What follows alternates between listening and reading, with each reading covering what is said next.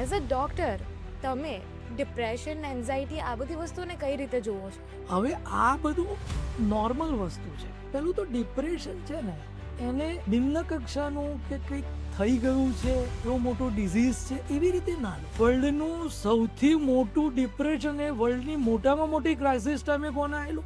મહાભારતનું યુદ્ધ ચાલતું હતું ત્યારે એક બાજુ કૌરવોની સેના, એક બાજુ પાંડવોની સેના. હવે સીધો ફાઇનલ એટેકનો ટાઈમ આવ્યો. અરે અર્જુનને થયેલું, અર્જુનનું ગાંડીવ થરથરાવા માંડ્યું, એના ગાત્રો શિથિલ થઈ ગયા છે, આંખે અંધારા આવી ગયા, પરસેવે રેપઝેપ થઈ ગયો. કૃષ્ણ ભગવાનને સોરી કહી દીધું, મારથી નહીં લડાય. આ એક મોટામાં મોટું ડિપ્રેશન હતું. અને કેવા ટાઈમિંગ હતો જો, કૃષ્ણને એક વર્લ્ડના બેસ્ટ સાયકોલોજિસ્ટ, એને અર્જુનને ક્યારે નથી કીધું કે ડોબા તને ખબર નથી પડતી, હું કહું એમ. પણ અર્જુન પાસે તો કૃષ્ણ હતા. દરેક વખતે કઈ કૃષ્ણ થોડા આવવાના, જે આવે છે એ કૃષ્ણ છે. જુદા જુદા રૂપમાં આવશે, તમારા ગુરુના રૂપમાં આવશે, કોઈ તમારા ફ્રેન્ડના રૂપમાં આવશે.